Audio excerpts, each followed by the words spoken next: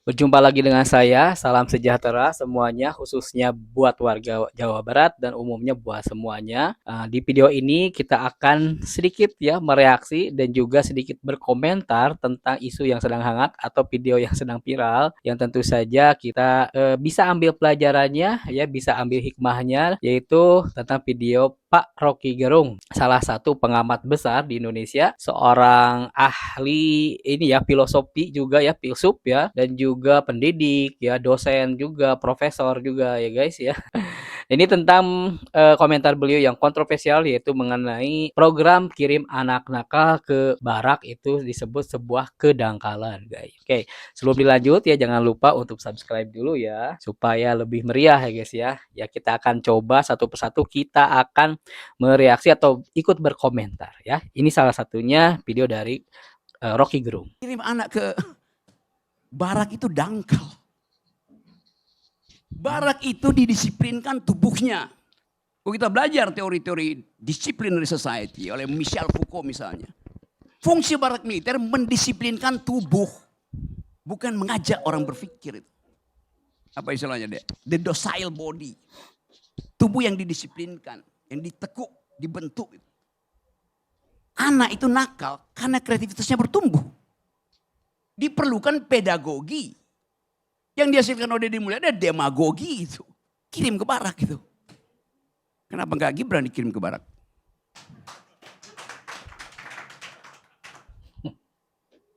Atau ayahnya. Supaya didisiplinkan tubuhnya itu. Kan pikiran enggak bisa didisiplinkan. Sementara itu ada anak didik.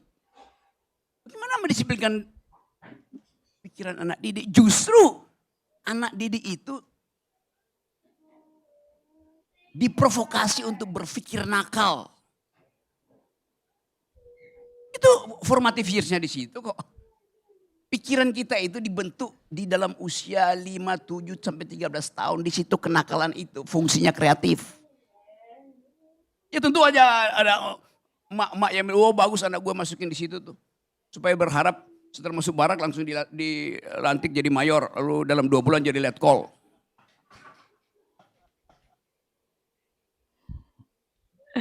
Oke ya, kalau dilanjutkan sedikit lagi sih, tapi terlalu panjang ya. Ini kita akan coba berkomentar ya guys ya, bahwa Pak Rocky Gerung itu mengkritisi ya tentang program Pak Gubernur Jawa Barat, yaitu Kang Deddy Mulyadi guys. Nih ini ya, jadi kita harus apa ya, sebelum kita memakan mentah-mentah ya ide pendapat dari Kang Rocky Gerung, apalagi yang sangat adore ya dengan Pak Rocky Gerung, tidak semata-mata kita langsung memakan semuanya ya guys ya. Ini yang kalau saya sendiri sih ya, kalau saya sendiri ini yang jadi kitab sucinya Pak Rocky Gerung itu kan kitab-kitab apa buku-buku filsuf ya, buku-buku yang udah lama ya, tahun berapa gitu ya, tahun 60-an, ada yang 70-an ya. Yang tadi sebutkan ya, society ya, tentang disiplin society gitu ya guys ya. Nah, ini yang bisa kita ambil bahwa jadi gini guys ya. Jadi Pak Rocky Gerung itu adalah seorang pengamat ya, nggak beda jauh dengan pengamat sepak bola guys ya. Seperti yang kayak Bung Towel ya, Justin dan sebagainya. Kita tahu kan ya kalau pengamat sepak bola itu ketika mengomentari manajernya sebuah klub ya, tentu dia juga kalau di posisi yang sama belum tentu bisa ya gitu, seperti itu. Ini sama juga ya seperti yang pengamat politik ya. Coba Rocky Gerung menjadi posisi manajer atau kepala daerah gitu ya. Itu tentu saja nggak semudah itu guys ya dengan teori-teorinya. Artinya apa? Seperti yang saya pinjam dari istilah guru gembul ya, bahwa ide dari pengiriman anak nakal ke barak itu sebetulnya bukan ide yang baru guys ya. Jadi ini udah sebetulnya bukan hal yang aneh ya. Sepertinya seperti halnya juga ketika orang tua yang mendapati anaknya ingin disiplin, anaknya agak nakal juga, misalkan nggak bisa diatur sama orang tuanya, kirim ke pesantren ya, kayak gitu guys ya. Jadi sebetulnya idenya ya hampir sama ya, didisiplinkan istilahnya ya. Kalaupun itu adalah disiplinnya fisik ya, dan tentu saja kan untuk mendisiplinkan itu kan fisiknya dulu ya. Kalau pikirannya mungkin akan disertakan juga ya dalam program Kang Deddy itu, seperti itu ya.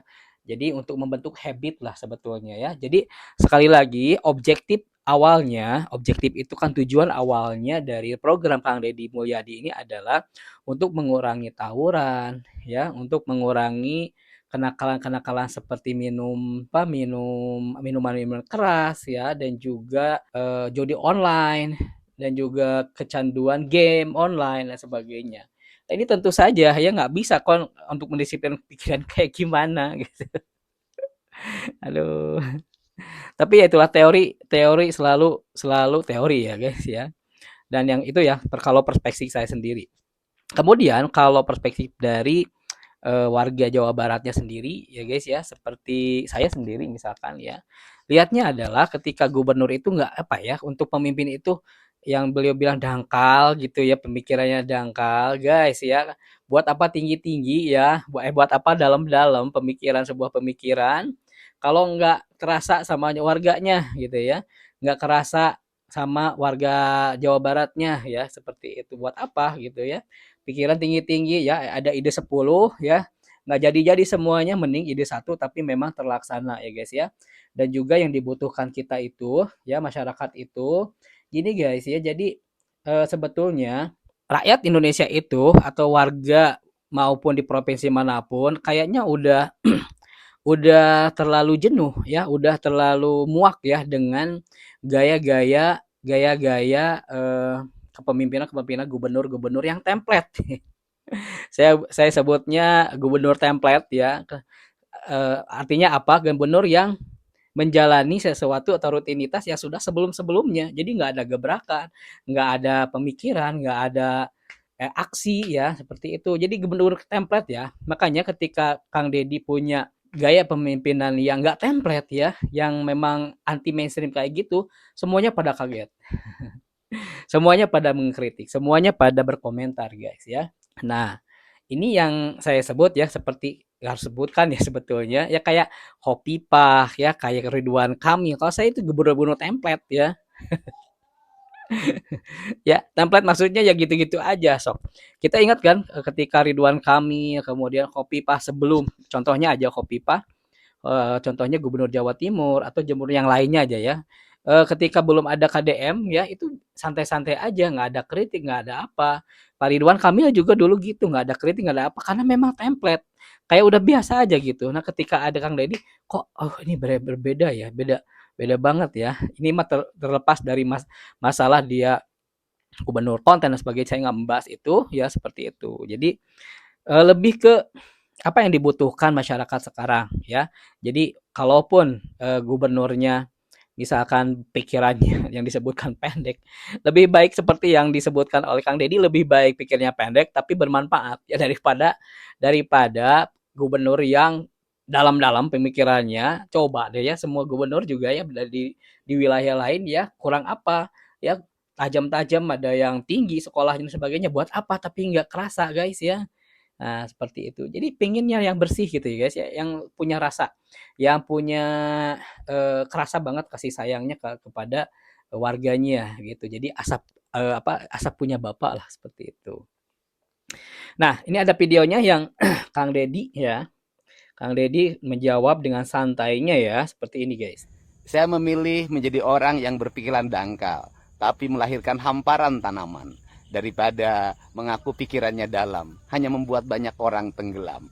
Pagi semuanya, Oke kita hadapi ya, seperti itu ya. Jadi lebih baik jadi gubernur yang dangkal, tapi istilahnya kalau dari kata lain lebih baik jadi gubernur yang dangkal tapi bermanfaat buat warganya ya, daripada gubernur yang mengaku atau tuh tajam tapi nggak ada manfaatnya sama sih, buat apa gitu ya. Dan lanjut ya, untuk pemikiran ya, sebetulnya ada videonya panjang ya Kang Rocky yang sudah nonton ya. Jadi Bang Rocky itu suka apa ya, suka membanding-bandingkan ya. Misalkan ya, karena KDM ini digadang-gadang jadi seorang kontestan atau calon presiden di 2008, dan itu juga saya nggak pernah dengar Kang Deddy mau nyalon gitu. Dan juga Bang Karni bilang ya ini kepagian katanya. Karena gini guys ya, KDM itu melakukan gebrakan kayak gini pure pure pure buat, ini pendapat saya ya, pure buat masyarakat yang membangun Jawa Barat gitu guys ya. Kalau mau pilpres nanti aja tuh 2 tahun, 2 tahun, 3 tahun dan sebagainya guys ya, bisa dekat-dekat gitu ya. Kalau ini kan enggak guys ya. Nah ini ya, selalu membandingkan, bandingkannya dengan Soekarno ya, kemudian Sultan Syahrir, kemudian Agus Salim guys ya, seperti itu. Jadi KDM itu dibandingkan sama Mulyono, sama Mulyono, yang dekat sama Mulyono kayaknya guys ya. Jadi apa ya? Saya ingin tanya juga ya, ketika dipimpin oleh Soekarno juga pemikiran yang tajam dan sebagainya, apakah berhasil juga ya untuk untuk ya mungkin untuk tingkat internasional ya mungkin ya. Saya juga kurang tahu lah guys ya. Tapi ya saya sebagai warga biasa ya, sebagai warga biasa ya guys ya. KDM juga kan belum tentu mau nyalon guys ya. Ya gimana ya, Sultan Syahrir ya, Agus Salim. Ya tokoh-tokoh besar ya, pemikir-pemikir ya guys gitu.